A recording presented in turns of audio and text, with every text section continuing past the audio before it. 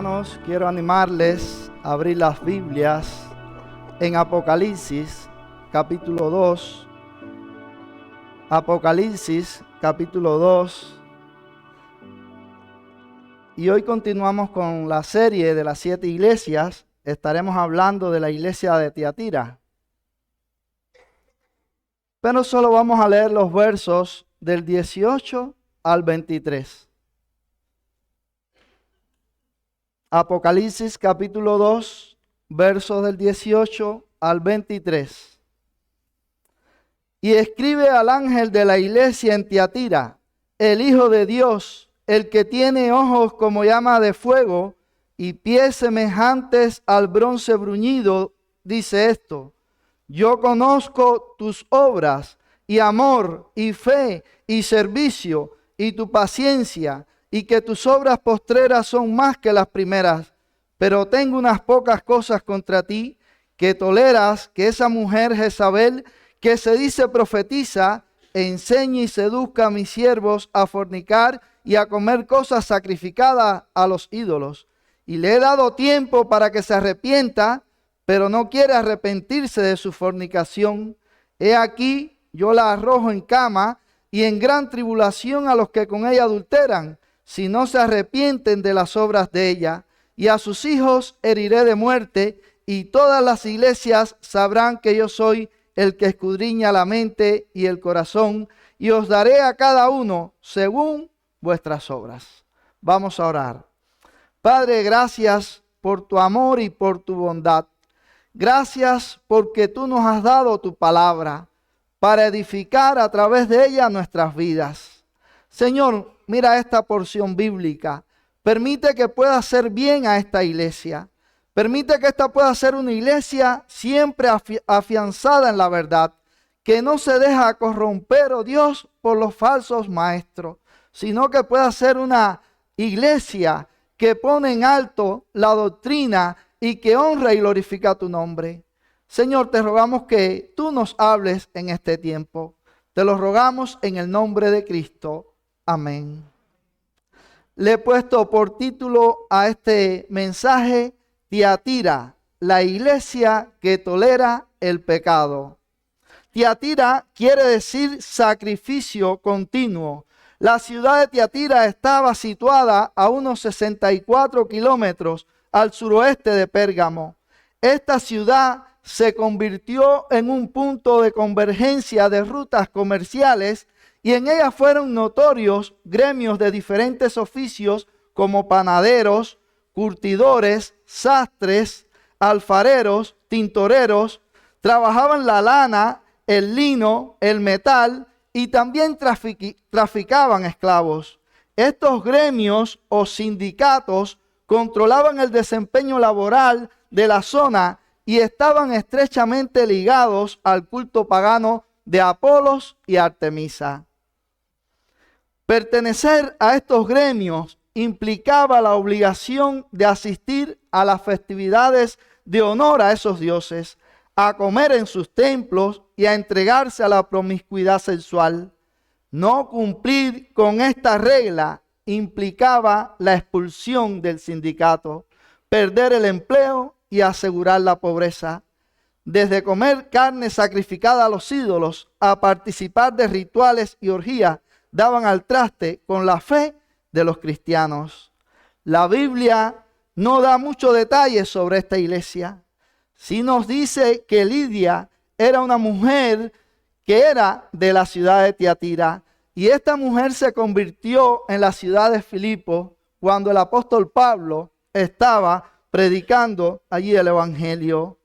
Tanto la carta de Tiatira que nos ocupa hoy, como el resto de las cartas que se han visto y se estarán viendo, tienen lecciones importantes para la iglesia de hoy. Así que a la luz del contexto general del libro de Apocalipsis, es un privilegio revisar esta carta, pensar en estas verdades y aplicarlas a nuestra vida como iglesia. Apocalipsis 1:3 dice: bienaventurado el que lee y los que oyen las palabras de esta profecía y guardan las cosas en ella escritas, porque el tiempo está cerca. Bienaventurado el que lee, los que oyen, pero bienaventurado los que guardan. Así que la iglesia está llamada a conocer estas verdades, pero más que conocerla y oírla, tenemos que guardarlas. La expresión "y escribe al ángel de la iglesia en Tiatira" nos habla del origen de esta carta. Jesús mandó a escribir a Juan sus palabras para evitar tanto la distorsión del mensaje como que se piense que este mensaje tiene un origen humano. Así que era importante que esta iglesia pudiera escuchar lo que Jesús tenía que decirle.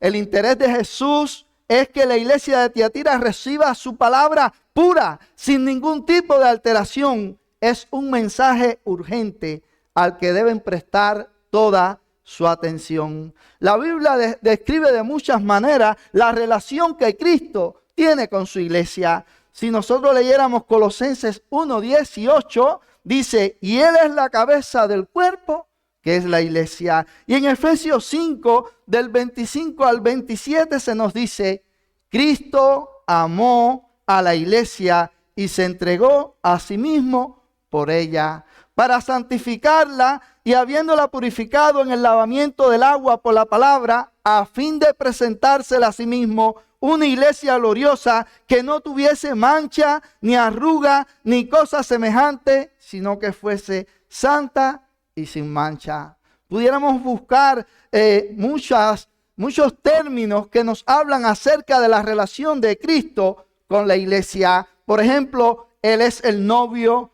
Él es el esposo, Él es la cabeza, Él es el Señor, el Redentor, el dueño de la iglesia. Y en virtud de esta relación de Cristo con la iglesia es que esta carta adquiere más sentido.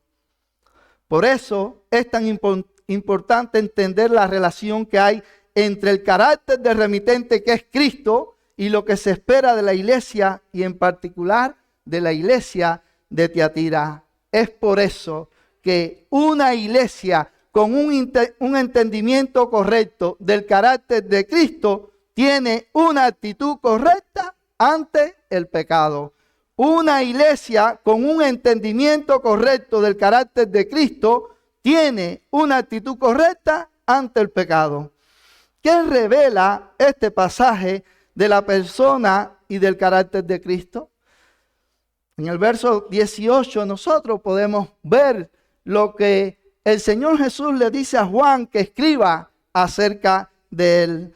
La presentación clara que hace Cristo de sí mismo como el remitente. Dice: Él es el Hijo de Dios. Así que ese es nuestro primer punto. Jesús se presenta como el Hijo de Dios.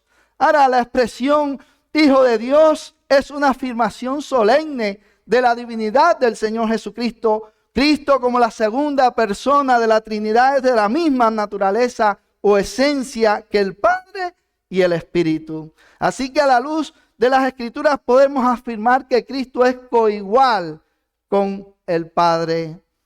Pudiéramos leer muchos pasajes de las Escrituras que hablan acerca de esto, pero el mismo Juan en el capítulo 20, verso 31 dice: pero estas cosas se han escrito para que creáis que Jesús es el Cristo, el Hijo de Dios, y para que creyendo tengáis vida en su nombre.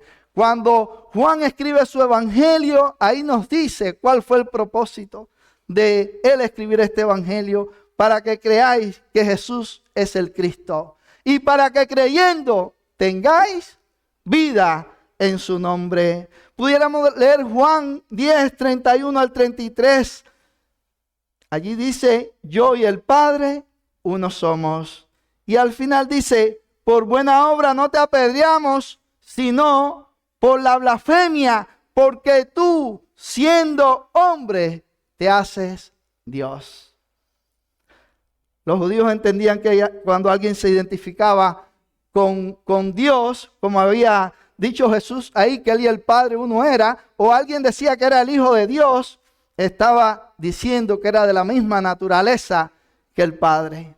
Por eso ellos le quisieron apedrear. Le dijeron, no es por buena obra, sino porque tú, siendo un hombre, te haces Dios. Pudiéramos leer Hebreos 1 del 1 al 4. Solo leemos una parte.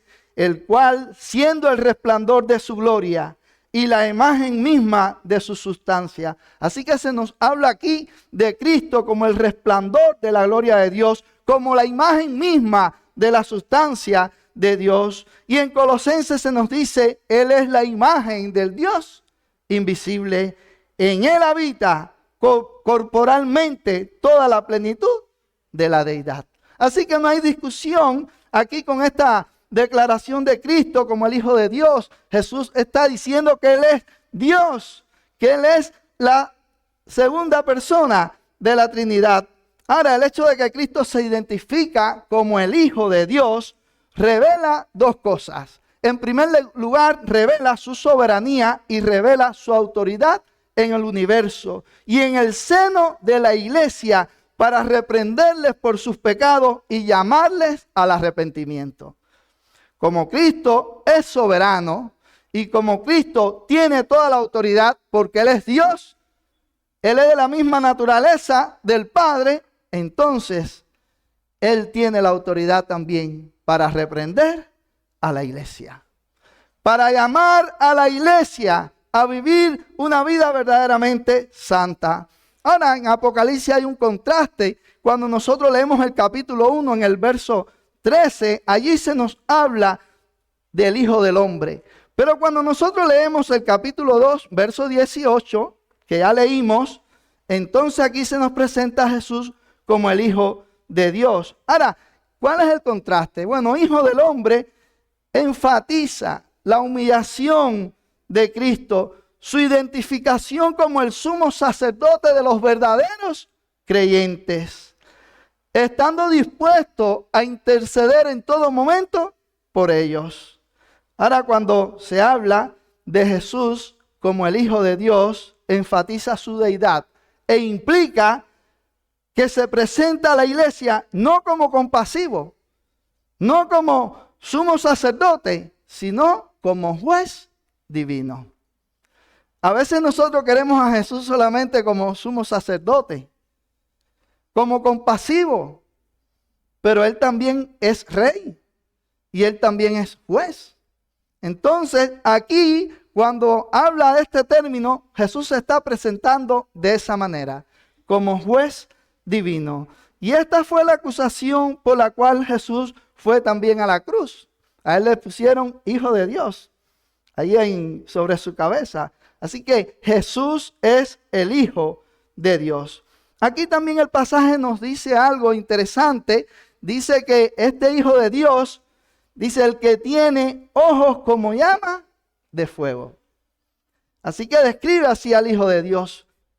El término llama es flot y es lo que se traduce como llama, pero la idea es una antorcha. Esa es la idea de este término. Un fuego penetrante que puede ver todo, pero que también puede cortar. Así que cuando se nos habla de esta manera, eso es lo que tenemos en mente ahí. Un fuego que puede cortar, ojos que pueden discernir todas las cosas. Así que los ojos describen la capacidad escudriñadora de Cristo, indicando de esta manera que todo lo sabe. Nada se puede escapar de su conocimiento. Miren, mis hermanos, nosotros los hombres valoramos mucho las apariencias. De hecho, nos gusta juzgar según las apariencias. Pero la Biblia dice que Dios no es así. Dios no juzga según las apariencias. Y de hecho, Dios nos llama a nosotros a no juzgar tampoco según las apariencias, sino a juzgar con justo juicio. Así que el que realmente juzga de una manera justa es el Señor. Y el Señor dice en la Escritura, y dice este pasaje, que escudriña la mente y el corazón. Nosotros podemos juzgar lo que tenemos delante. Podemos juzgar acciones, pero no podemos juzgar las intenciones del corazón. No podemos juzgar las motivaciones, pero Dios sí. Dios sí puede hacer un juicio más profundo. porque Dios no es limitado como somos nosotros.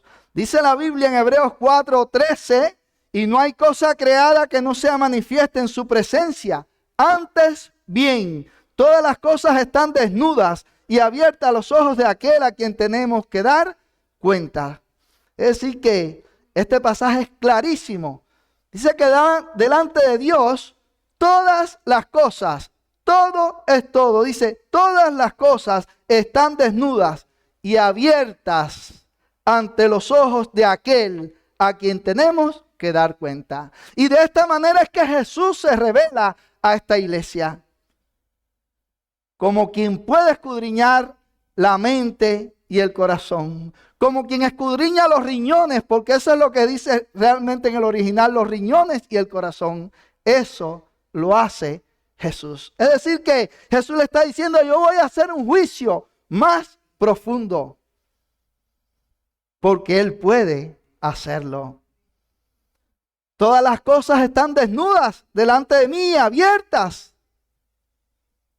Nada se puede esconder de Dios.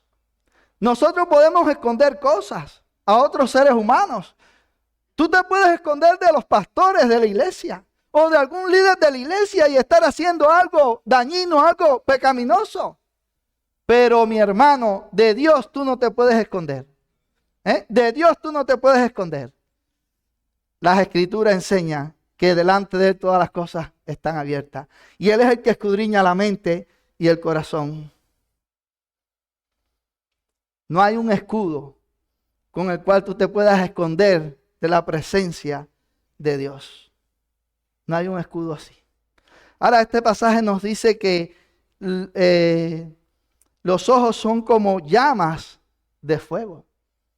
Así se les revela el Señor a esta iglesia, como llamas de fuego. La idea es algo bien penetrante, algo que lo escanea todo, que no queda nada que Dios no sepa en tu interior. Esa es la idea que hay detrás de esto. El ejército de los Estados Unidos ha creado un arma que es nueva y la han estado probando y ya la tienen, si no me equivoco, ya la tienen montada en algunos barcos y es un arma láser. Con esta arma ellos pueden derretir en el aire los aviones, pueden derretir los drones y pueden hacer muchas cosas. Es algo que están implementando, que ya funciona, pero que están tratando de mejorarlo. Pero ya se sabe que es un arma muy potente. Bueno, nuestro Señor es más poderoso que el ejército de los Estados Unidos. Y cuando habla de esta manera, lo que quiere decir es que su mirada ve todo en nuestras vidas. Todo queda abierto delante de Él. Nada podrás esconder de Él.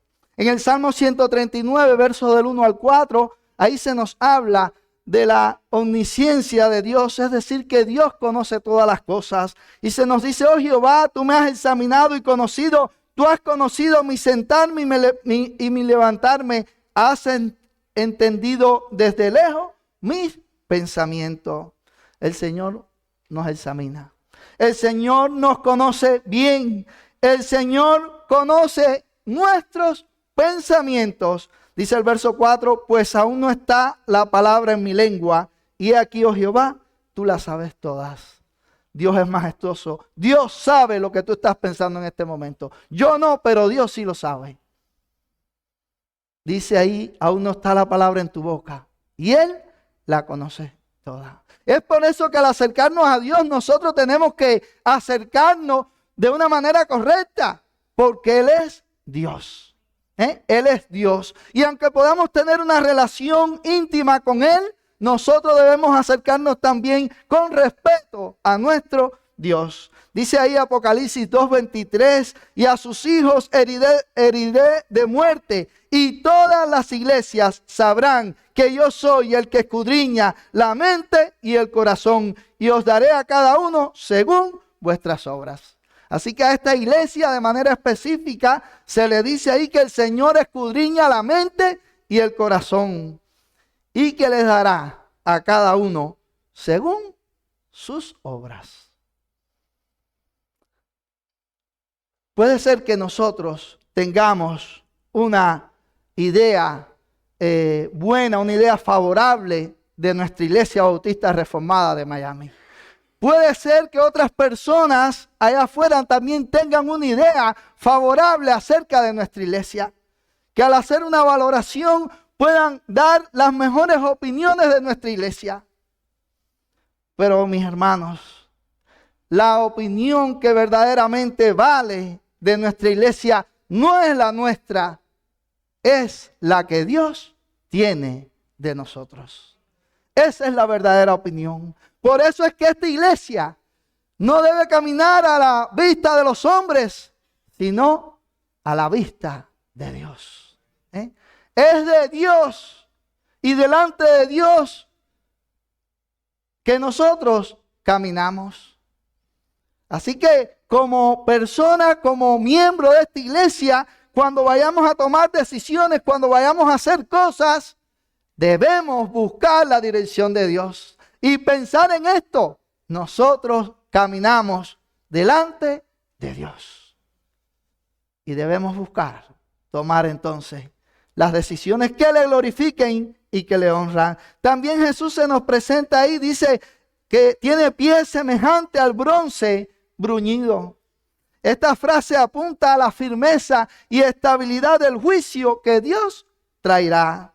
El bronce es una aleación de metales que resalta por su dureza y en este caso posee un brillo deslumbrante.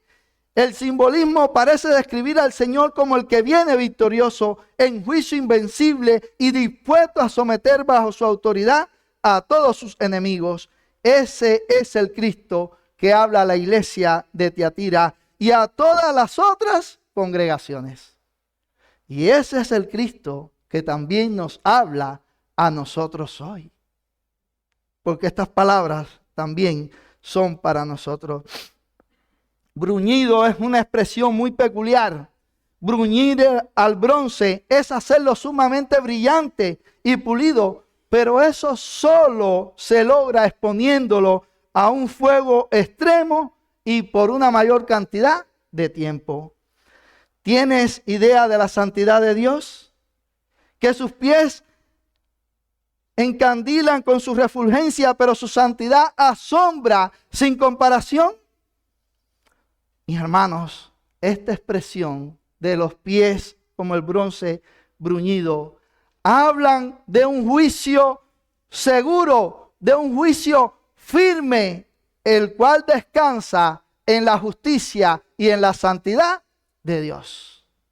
Este es un juicio en el cual no hay errores, no hay equivocación, no hay injusticia. Eso nosotros lo podemos ver en los juicios humanos, en los juicios que hacen los hombres. Se pueden cometer injusticias, se pueden cometer errores, pero en este juicio que es de Dios, no hay errores. Ningún error. Así que Cristo traerá juicio sobre todos los pecadores impenitentes que buscan todo tipo de excusa para justificar sus acciones. Va a haber un juicio. Hay juicio y se le está diciendo a esta iglesia. Para aquellos que quieren seguir deleitándose en sus pecados. Se le ha llamado al arrepentimiento, a voltearse a Dios, pero ellos prefieren seguir viviendo a su manera, viviendo a sus anchas, viviendo de espaldas a Dios, ignorando el consejo de Dios. Dice, arrepiéntete. Dice, te he dado tiempo para que te arrepientas, pero si no aprovechas el tiempo, Dios va a venir en juicio. Dios va a venir en juicio. Un entendimiento correcto de la naturaleza o carácter de Dios hará que andemos en temor delante de Él, anhelando la santidad. Necesitamos tener una idea correcta de quién es Dios. Por eso en todas las cartas el Señor revela aspectos de su naturaleza para que la iglesia conozca y sepa quién es el Señor y dueño de la iglesia. Pero no solo para que tengamos ese conocimiento, sino para que andemos delante de Él conforme a ese conocimiento que Él nos ha dado. Así nosotros tenemos que pensar de nuestro Señor. En Daniel capítulo 10, versos 6 al 8, Daniel tiene una visión. No puedo leer por cuestión de tiempo el pasaje, pero Daniel tiene una visión semejante a estas palabras del verso 18. Describe muy parecido en esos mismos términos al Señor. Y saben, cuando Daniel experimentó esa visión que pasó, dice: vi esta gran visión y no quedó fuerza en mí, antes mi fuerza se cambió en desfallecimiento y no tuve vigor alguno. Así que cuando él vio esta visión del Señor, quedó sin fuerza, desfallecía. Dice que no tenía vigor ninguno. Nosotros tenemos también, cuando pensamos en el Señor, de la forma en que se nos ha revelado, eso debiera crear en nosotros una actitud diferente. Eso debiera llevarnos a nosotros a andar delante de Dios de una manera diferente. Hermano, yo me siento asombrado al pensar cómo Cristo se revela a sí mismo como el Señor de la iglesia, con toda la autoridad sobre ella. Él es el que tiene toda la autoridad sobre la iglesia, no los pastores de la iglesia, es el Señor. Pero ahora vale la pena detenernos a mirar su opinión de la iglesia, como Él la valora, cuál es su diagnóstico. Ya vimos que Él se nos presenta como el Hijo de Dios. Y se nos describe ahí su aspecto como Hijo de Dios. Pero ahora vamos a ver la evaluación que Él hace de la iglesia. Y ese es nuestro segundo punto, la doble evaluación que Cristo hace de la iglesia. Y eso está en los versos 19 al 24.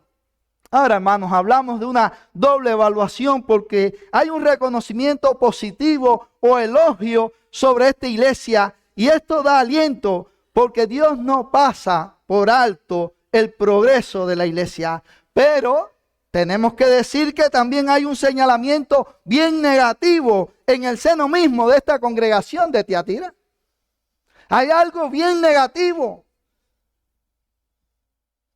de lo cual ellos debían salir, ellos debían tomar medidas, debían de arrepentirse, los que andaban mal allí en aquella iglesia. Y eso queda para nosotros. Estas verdades quedan para nosotros. Para que podamos ser cuidadosos, para que podamos andar bien delante de Dios como iglesia, pero también como creyente individual, que podamos andar de una manera digna delante del Señor, porque nuestro Dios es amor, pero también recuerde que hace juicio. Recuerde que hace juicio. Y en el caso de los creyentes, Dios puede traer juicio a nuestras vidas. No es algo que nos va a condenar, pero lo trae. Por ejemplo, si nosotros leyéramos 1 Corintios, ahí cuando habla de la cena del Señor, y habla de que hay personas que están debilitados, y dice, y otros duermen. Es sencillamente que ya el Señor no han tomado medidas, el Señor ha venido por esas personas. Algunos están enfermos y debilitados, pero otros duermen. Han partido ya con el Señor los ha llamado. Así que nosotros debemos ser claros a la hora de pensar en esto y de pensar cómo vamos a andar realmente como iglesia. Aquí hay una doble evaluación que nos enseña. La primera, una evaluación positiva. Verso 19. Yo conozco tus obras y amor y fe y servicio y tu paciencia y que tus obras postreras son más que las primeras. Dice, yo conozco tus obras. Ahora, cuando pensamos en las obras de la iglesia, tenemos que poner en claro que aunque hablamos aquí de obras corporativas, eso nos incluye a todos. Eso nos incluye a todos, no a 2 o 3 hermanos, no a los diáconos, no a los pastores, no a los hermanos del audio o a los hermanos que están allá en la cocina. Cuando pensamos en esos hermanos pudiéramos decir que son quizás entre todos 20. ¿Y los demás? Estamos llamados a obrar y a obrar para la gloria de Dios. Bueno, el Señor le dice a esta iglesia, yo conozco tus obras. Yo conozco tus obras. Ahora, ¿qué es la iglesia? Hermano, la iglesia es el cuerpo de Cristo. Pero la iglesia es un organismo vivo. Es la unión de muchos miembros que unidos entre sí pueden trabajar juntos y así edificarse. Es el uno a otros. Es amarse uno a otros. Es soportarse. Es edificarse unos a otros. En la iglesia hay una dinámica permanente de unos a otros. Por eso los unos no pueden excluirse de los otros. Unos a otros nos hacemos bien. Aun cuando a veces nuestros pecados y nuestras imperfecciones puedan crear roce, pero estamos llamados a hacernos bien los unos a los otros y a perdonarnos los unos a los otros. La Biblia dice que el amor cubre multitud de pecados. Y si tú eres un creyente, tengo que decirte que el amor de Dios está en ti. Y si el amor de Dios está en ti, bueno, ese amor también se va a manifestar para que tú puedas perdonar a aquel que te ha ofendido. Y viceversa. Así nosotros, siendo muchos, somos un cuerpo en Cristo y todos miembros los unos de los otros. Así que la iglesia es un cuerpo en Cristo, pero dice que todos somos miembros los unos de los otros. El hecho de que Él conozca las obras de la iglesia quiere decir que Él sabe perfectamente cómo está funcionando con relación al resto del cuerpo. Tú no eres un ojo que anda solo por ahí, tú eres parte activa de un cuerpo y a ese cuerpo te debes. Y en Tiatira no era diferente. Allí no tenía por qué ser diferente. Ahora, las obras no son requisito para la salvación, pero sí son un distintivo de los salvos. Tú no te salvas por tus obras. Pero aquellos que han sido salvos, obran. Dice la Biblia, por gracia sois salvos. Es una obra de gracia. Por medio de la fe, y esto no de vosotros, pues es don de Dios. No por obras, para que nadie se gloríe. Pero si seguimos leyendo, entonces dice que fuimos creados en Cristo Jesús. ¿Para qué? Para buenas obras. Dice, para que anduviésemos en ella. Entonces los creyentes tenemos que hacer obras. No para salvarte, no para ganar el favor de Dios, sino porque ya Dios ha mostrado su favor para contigo. Y eso es un resultado de que Él te ha salvado, el que tú desees obrar para Dios. Por las obras no podemos ser salvos, pero por las obras sí seremos juzgados. Las obras son importantes. No nos salvan, pero nos juzgan. Lo dice aquí el pasaje, el verso 23, dice ahí al final, dice, yo soy el que escudriña la mente y el corazón y os daré a cada uno según vuestras obras. Pero en Corintios también se nos habla de esto. Se nos habla de que vamos a ser juzgados por las obras, aun cuando las obras no nos salvan. Pero son importantes, tienen un lugar en la vida del creyente. Dice aquí, yo conozco tu amor. A diferencia de la iglesia de Éfeso, Tiatira no tenía problema con el amor. En Éfeso había un problema y era que habían dejado su primer amor. Aquí es diferente. Esta iglesia se reconoce que ama. En Éfeso no. Habían dejado su primer amor. Pero en Éfeso era una iglesia que doctrinalmente estaba bien. Pero aquí entonces el problema es algo doctrinal. Hay un problema de doctrina. Así que el amor no es un sentimiento, es un vínculo, es una relación electiva. Y en la iglesia no ha de ser, hermano, diferente. A veces hablamos del amor en sentido de sentimiento y sentimiento y sentimiento. Eso es lo que nos venden allá afuera, eso es lo que hablan todas las canciones. El amor es más que eso. Dice la Biblia en Colosenses que el amor es el vínculo perfecto. Así que tiene que ver con vínculo, tiene que ver con relación. Dice el pasaje, yo conozco tu fe. Cristo los elogió por su fe o por su fidelidad. Dice más, yo conozco tu trabajo, tu servicio. Y también le dice, yo conozco tu paciencia. Estas son las cosas que Jesús elogia de esta iglesia. Y todas estas cosas son bien importantes. Yo conozco es una expresión general que se aplica a las obras, pero es válida para reforzar la idea de que yo conozco tu amor, tu fe, tu servicio y paciencia. La I es una conjunción que lleva al lector a poner su atención en los sustantivos que componen la frase. Es decir, los iguala todos y los hace resaltar, los señala como algo bien importante. Así que estas obras, estas características son todas fundamentales e importantes y Jesús las reconoce. El Hijo de Dios las reconoce allí en esta iglesia. Ahora, las obras de los creyentes de Tiatira eran motivadas por el amor, originadas por la fe, dinamizadas por el servicio y ejecutadas con paciencia. Así habla un comentarista acerca de este texto.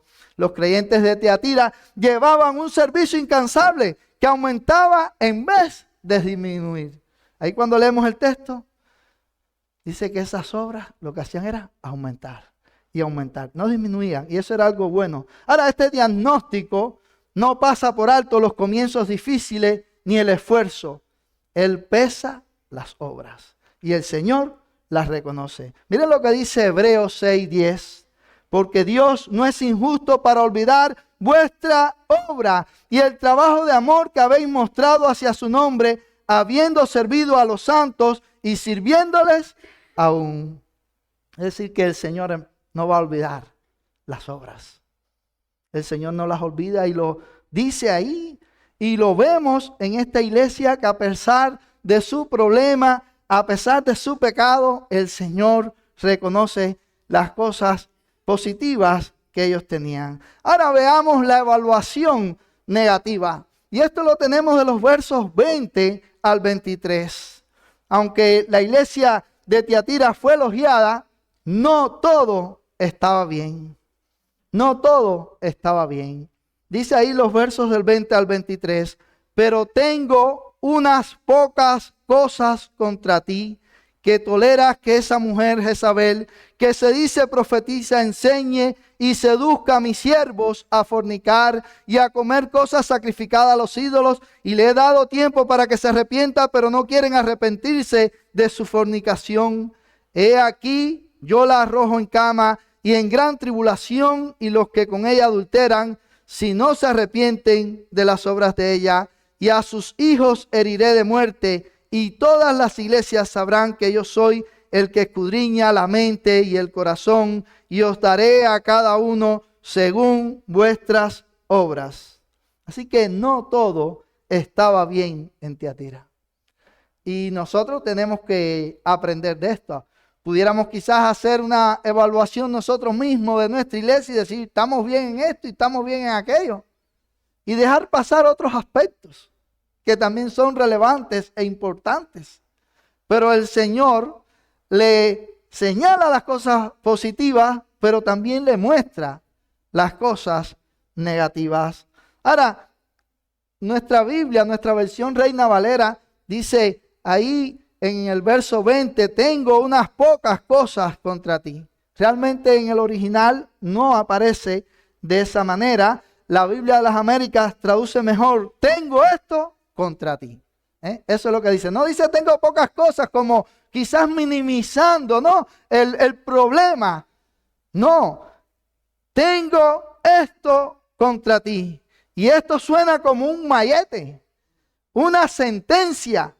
Estas son las palabras del que tiene ojos como antorcha y pies como bronce bruñido. Recuerden Eso es parte de su naturaleza. Y habla de juicio. Tengo contra ti que toleras. Esa es una palabra clave e importante. Tengo contra ti que toleras que esa mujer Jezabel. Y ahí empieza a hablar de esta mujer. Ahora, la tolerancia está de moda en nuestros días, pero me temo que muchos no tienen ni la más remota idea del peligro que representa ser tolerante con lo intolerante. En la iglesia, el pecado no se puede tolerar, mis hermanos. No se puede tolerar. Y Dios en su palabra, aquí en su palabra, nos da pautas sobre cómo nosotros debemos tratar con el pecado. Y como iglesia, si queremos ser esa iglesia de Cristo, esa iglesia bíblica, esa iglesia celosa, esa iglesia que camina y que anhela glorificar a Dios, bueno, nosotros necesitamos entonces guiarnos por los parámetros de la palabra de Dios. Tenemos que mirar a la palabra de Dios. Aquí había, como dije hace un rato, en esta iglesia, un problema, pero era un problema de doctrina. Era un problema de doctrina. Era algo que ellos no estaban haciendo. Ahora, ¿qué significa tolerante? Cuando buscas el significado en un diccionario normal de la lengua española, dice respeto por las ideas de un contrario o la postura de los demás. Parece inofensivo respetar a otros, eso es ser tolerante. Pero aquí la palabra que aparece no da esa idea. Es más profunda. En griego se usa el término aphiemi, que tiene implicaciones mayores. Es pasar por alto algo que puede tener un peligro oculto. Es ser permisivo, es ceder o aflojar las cuerdas que nunca pueden ser soltadas. Eso es lo que quiere decir. Así que la iglesia no puede ser tolerante. Esta iglesia no puede ser tolerante, no debe ser tolerante con el pecado, ni con las falsas enseñanzas. Aquí tenemos el ejemplo en esta iglesia de Tiatira. Jesús le señaló eso como un error. Y algo bien severo. Algo que traía el juicio de Dios sobre ellos. Tenemos que oír la voz de Dios en su palabra. Así que cuando se trata de Dios y de la iglesia, no puede haber una actitud laxa o floja ante el pecado. Esto a simple vista parece pan comido, pero en la vida real no es así.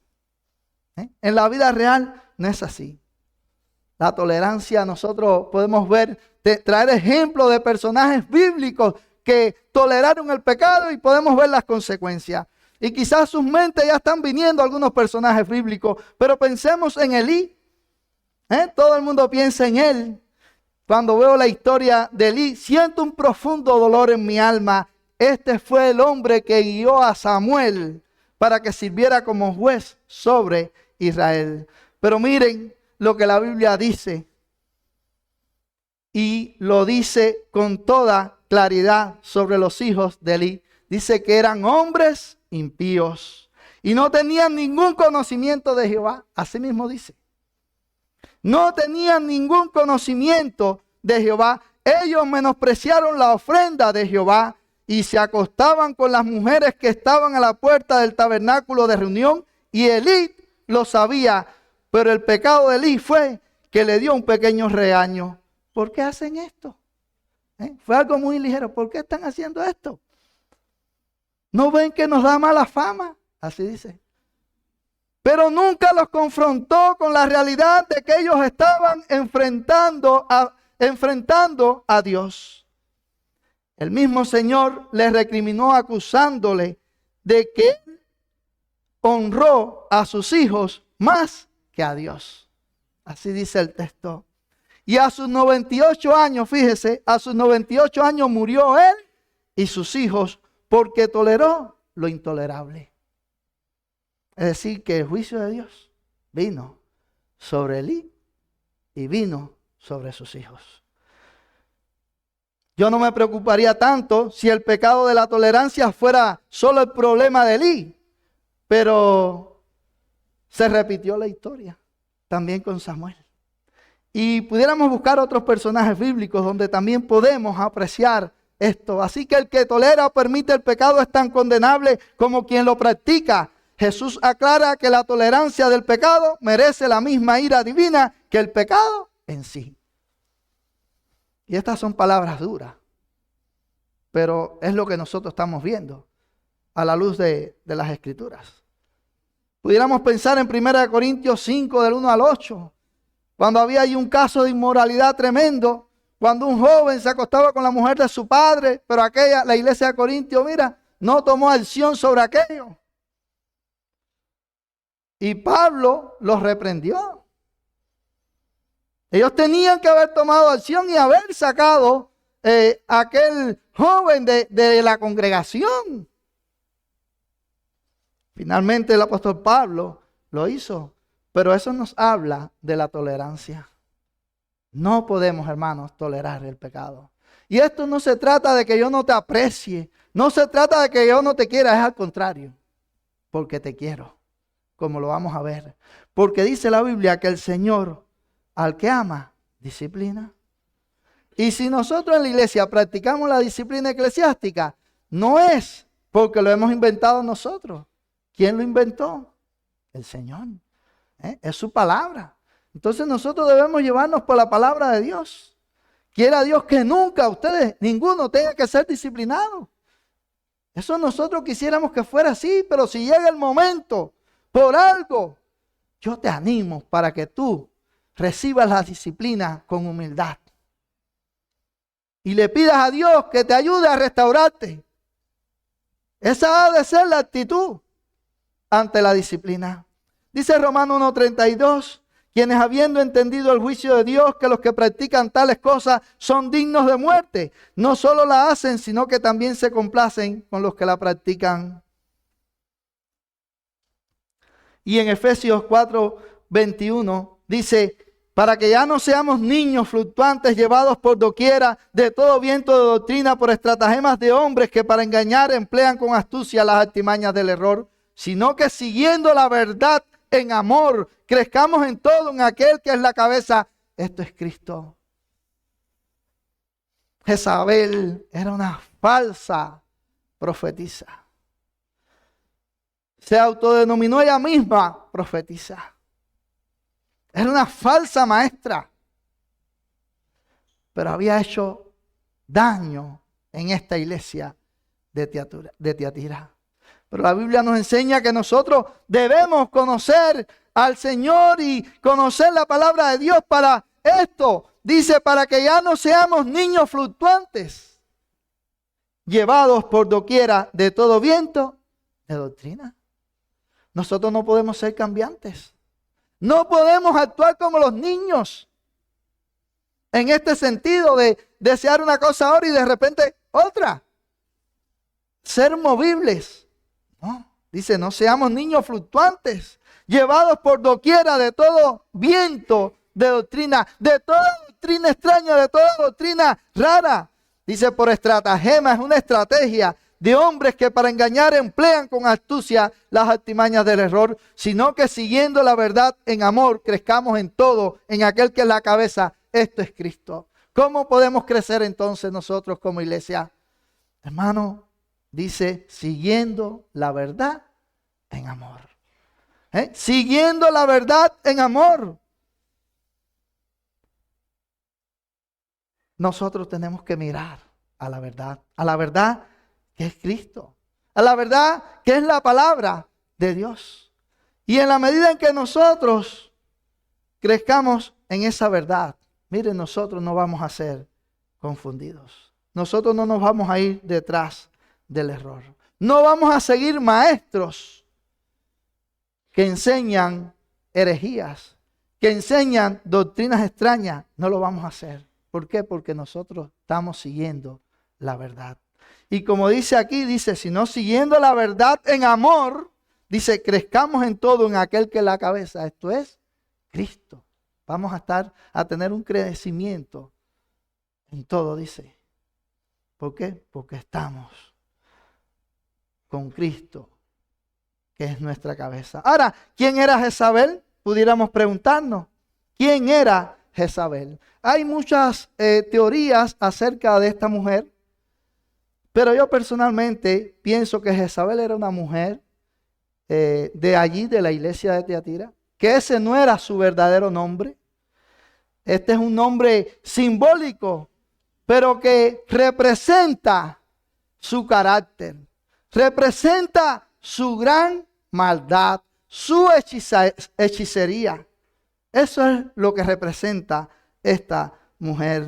Este es un nombre simbólico para una mujer prominente en la iglesia de Tiatira, como la infame mujer de Acab, que era culpable de prostitución y brujería. Esto es en el Antiguo Testamento. Así que el Señor da por sentado que esta iglesia conoce su palabra y que sabe bien quién es Jezabel en el Antiguo Testamento. Si leyéramos primero de Reyes 16:31 y segundo de Reyes 9:22, ahí podíamos tener una idea sobre esta mujer. Ahí se nos dice que ella es culpable de prostitución y de brujería. Ella incitó al rey Acab en ir en pos de la idolatría, y después el pueblo de Israel se fue detrás de la idolatría por ella.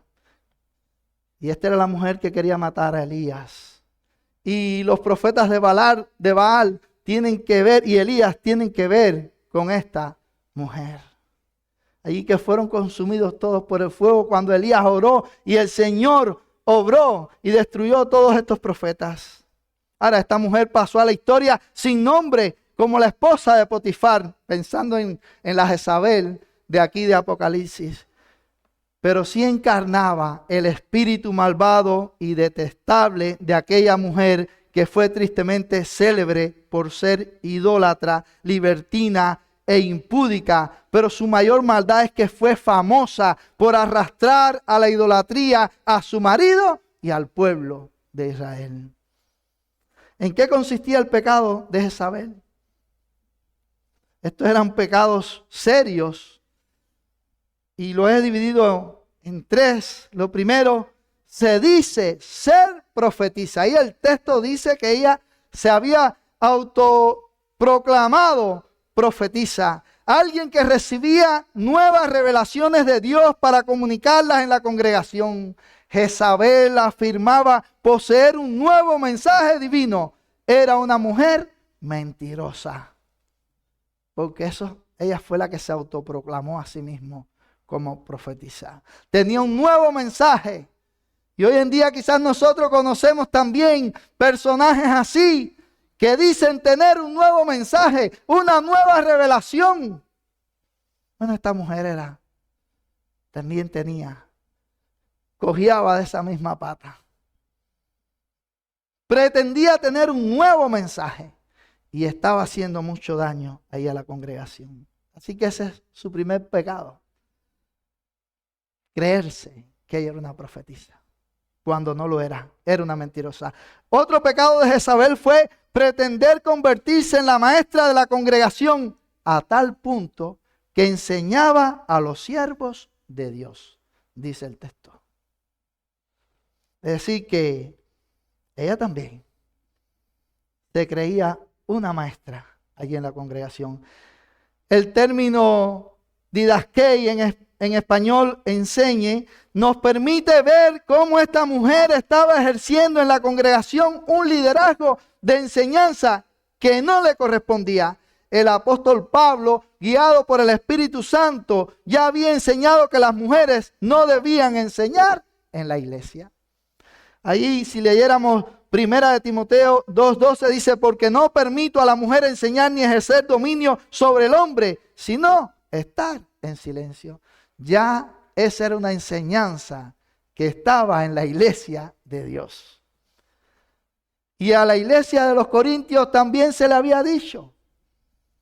Se le había hablado de esta manera. Algunos dicen: no, eso era un problema cultural. No era un problema cultural. Ese era un problema en Corintios. Eso Pablo lo dijo nada más para los corintios. Ustedes no entienden, ustedes no comprenden. No es verdad. Lea con detenimiento el texto. Y dice Pablo que quiere que eso se haga. ¿En dónde? Dice: en todas las iglesias. No era en Corintios, sino en todas las iglesias. Debían tener presente esa enseñanza. Jezabel era una usurpadora que no estaba bajo autoridad. Así que ya dijimos que esta mujer era mentirosa y ahora podemos decir que es una usurpadora. Ahora, Jezabel también se dedicaba a seducir a los siervos del Señor, a fornicar y a comer cosas sacrificadas a los ídolos. La expresión mis siervos habla de que estos eran hombres que servían por una voluntad propia, es decir, no eran asalariados, sino que se habían comprometido a obedecer a Dios hasta la muerte. Pero sin embargo, habían cedido a las enseñanzas de esta mujer, de esta falsa profetisa, de esta falsa maestra. Se habían desviado de la verdad. La trama de Jezabel era hacer que los siervos de Dios se desviaran en dos aspectos: cometer fornicación tanto en el sentido espiritual como en el físico. Si leyéramos Primero de Reyes 18-19, allí habla de esto. Ahora, fornicar implica aquí que esta mujer arrastraba a muchos a la apostasía y a las prácticas satánicas. Eso hacía esta mujer. Arrastraba mucho a eso. Dice, toleras a esa mujer Jezabel que se dice profetiza, enseñe y seduzca a mis siervos a fornicar y a comer cosas sacrificadas a los ídolos. Y eso es lo segundo, comer cosas sacrificadas a los ídolos. Ahora, esto es diferente a lo que Pablo aclara a los corintios. Había la costumbre de que sacrificaban ídolos, sacrificaban animales a los ídolos, y después esa carne la vendían en la carnicería. Y de eso es que está hablando Pablo a los corintios. Si tú vas allí y compras, tú no tienes que estar averiguando. No hay problema. Ahora, si alguien te decía, mira, eso fue sacrificado a los ídolos, mira, no lo compres porque ya esa persona te lo está diciendo y es porque ella tiene problema con eso. Pero el asunto aquí era realmente otro. El asunto aquí estaba que al tú ser parte de los gremios y para poder tener tu trabajo, para poder tener tu negocio, para que te pudiera ir bien, estabas obligado a pertenecer a ellos y entonces ibas a estar apoyando la adoración a otros dioses. Y eso incluía que ibas a caer en orgías. Ibas a estar haciendo cosas que no glorifican a Dios. Y los cristianos, si quieren realmente agradar al Señor, no podían caer en esas prácticas. Y Jezabel había arrastrado a algunos en la iglesia a eso. Los gremios eran como sindicatos o sociedades que comprometían a sus miembros a participar de orgías, de rituales, de oficios y actividades que eran contrarias a la fe. Esta era una ciudad pequeña, no parecía muy complicada, pero en realidad era una olla de grillos. No ser parte de estos gremios ponía en peligro tus posibilidades de ejercer un oficio, de tener sustento y sobrevivir. Así que era complicada la situación, pero ya había algunos en aquella iglesia que habían cedido a las enseñanzas y a la influencia de esta mujer. Y de ahí la advertencia del Señor. De ahí la advertencia al Señor que se arrepientan. De hecho dice que le ha dado tiempo a esta mujer para que se arrepienta, pero ella no lo hace. En Mateo, antes, la intención de Jezabel era engañar a los creyentes de Tiatira, convenciéndolos de que adopten un estilo de vida que les permitiría ser aceptados en el mundo, pero a la misma vez podían seguir siendo miembros de la iglesia. Eso era lo que ella les proponía. Era una actitud, Larsa, todo va a estar bien. Tú puedes estar aquí en los gremios, en estos sindicatos y cumplir con los requisitos que hay, pero eso no impide en ninguna manera que tú también estés en la iglesia. Tú puedes estar ahí en la iglesia. Pero un verdadero creyente, miren, tiene que tomar una decisión. Y la decisión es renunciar a eso. Cueste lo que cueste. Dice la Biblia que se nos ha concedido a nosotros, no solo que creamos en Cristo, sino que suframos por Cristo. Entonces, como cristianos vamos a estar en situaciones semejantes en algún momento. Y si tú eres creyente, estamos llamados a decidir por Cristo. El hecho de que en este momento todas las cosas marchen aparentemente bien, damos gracias a Dios por eso, pero no quiere decir que puedan venir tiempos difíciles en los que la cosa se ponga dura y por ser cristiano tú puedas ser perseguido, puedas ser encarcelado, puedas ser muerto. Eso puede venir. Y ahí es donde se prueba la verdadera fe de los hijos de Dios. Recuerda, se nos ha concedido no solo creer en Cristo, sino sufrir también por el Señor Jesucristo. En Santiago 4:4 dice, si alguien quiere ser amigo del mundo, se vuelve enemigo de Dios. Es decir, no podemos amar las cosas del mundo, querer vivir como el mundo y ser a la misma vez amigos de Dios. Eso es incompatible. Si eres amigo de Dios, miren, tú vas a tener que ir en contra de las corrientes de este mundo. Como quiera que se llamen, vas a tener que ir en contra de ellas. Ahora, el juicio de Dios no excluye el llamado al arrepentimiento. El verso 21 dice, le he dado tiempo para que se arrepientan, pero no quiere arrepentirse de su fornicación. Te ha dado tiempo. Esto implica que este no fue el pecado de un día, sino que era una condición prolongada y persistente. Pero también ¿sabes lo que me enseña eso? Me habla de la gracia de Dios. Dios había estado mostrando su gracia y llamando a esta mujer al arrepentimiento. Pero ella no quería. No quiere arrepentirse. Se muestra incorregible. Gustosamente permanece en su actitud pecaminosa y no muestra ningún indicio de querer cambiar su andar. No hay nada de eso. Por eso dice aquí, yo la arrojo en cama y en gran tribulación a los que con ella adulteran. Sin duda, el Señor ejecutará su juicio. Y en la iglesia el pecado nunca quedará impune porque el juicio comienza por la casa, dice el apóstol Pedro. Ahora dice que el Señor la iba a arrojar en cama y en gran tribulación a los que con ella adulteraban. Y pudiéramos pensar que quizás es un colchón para adulterar. Pero la idea que tiene realmente el texto en el original, según los estudiosos, es que va a venir gran sufrimiento. Va a venir gran sufrimiento sobre ella. Va a venir gran enfermedad sobre ella. En otras palabras, viene el juicio de Dios sobre ellas, y dice que también los que con ella adulteran, si no se arrepienten, van a enfrentar gran tribulación. Es decir, que el juicio de Dios viene sobre ellos. Cuando no hay arrepentimiento, miren, el juicio de Dios viene. Cuando no hay arrepentimiento, el juicio de Dios viene.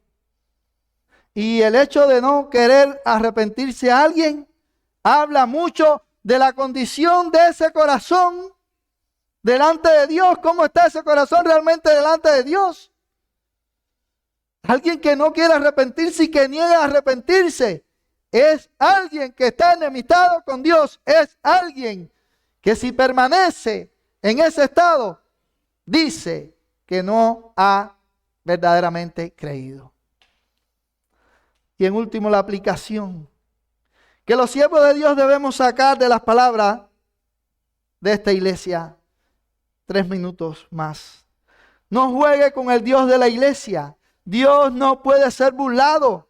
Él no ha cambiado. Sigue teniendo ojos como llamas de fuego y pies como bronce bruñido. No juegues con Dios, iglesia. Él es el mismo ayer, hoy y por los siglos. Dios no ha cambiado. Yo conozco, los elogios del Señor de la iglesia no anulan, fíjense, no anulan el pasado y contundente. No anulan el pasado, no lo anulan.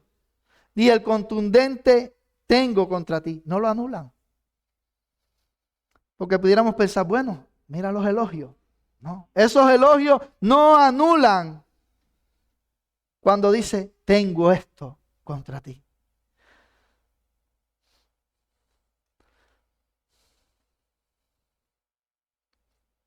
La iglesia de Tiatira nos recuerda que si eres la novia del Cordero, no puedes ser la amante del mundo. Si tú eres la novia del Cordero, entonces tú no puedes ser la amante del mundo. En esta iglesia habían personas que querían ser parte de la novia del Cordero, de esa iglesia que es la novia del Cordero, pero vivir como el mundo. No, es incompatible, no podrá ser. Todas las iglesias, dice el texto, sabrán que yo soy el que escudriña la mente y el corazón. El Señor está cerca. Amada iglesia, el llamado es a caminar en obediencia a nuestro Señor, siguiendo sus parámetros, siguiendo su enseñanza, su palabra, apegado a ella, apegado a estas enseñanzas. Es por eso que debemos escudriñar las Escrituras, es por eso que debemos estudiar las Escrituras. No es algo que se hace una vez al mes o una vez al año. Es algo que debemos hacer responsablemente todos los días. A veces tenemos tiempo para todo, pero no tenemos tiempo para estudiar la palabra de Dios. Miren, sí tenemos el tiempo. Lo que no administramos el tiempo. No le damos la importancia que esto tiene y entonces nos descuidamos. Pero cuando hacemos eso, estamos dando pasos para ser presa fácil del error. Para ser presa fácil de Jezabel. Y caer en el desagrado del Señor. Y aquellos que nos visitan, hay un llamado también para ti. El Señor es muy misericordioso y muy lleno de gracia. Y te llama a arrepentirte. Te llama a venir a Él. Te llama a creer en Él. La Biblia dice que el que cree en el Señor Jesucristo tiene vida eterna. Tiene el perdón de sus pecados. Puede pasar de muerte a vida si vienes a Cristo. Si crees verdaderamente en Cristo. Oremos. Padre, perdona nuestros pecados y sé con esta iglesia. Permite que esta pueda ser una iglesia que te honre, que camine siempre abrazando la verdad de tu palabra. Guíanos en esto, Señor, y líbranos de irnos detrás de las falsas enseñanzas, de las herejías, de las distorsiones de tu palabra. Ayúdanos, Señor, a ser serios con las Escrituras. Ayúdanos a apropiarnos de tu verdad. Ayúdanos a amar tu verdad. Ayúdanos a vivir por tu verdad. Padre, guíanos tú. Y permite que nosotros podamos ser humildes para dejarnos guiar. Te lo ruego en el nombre de Cristo.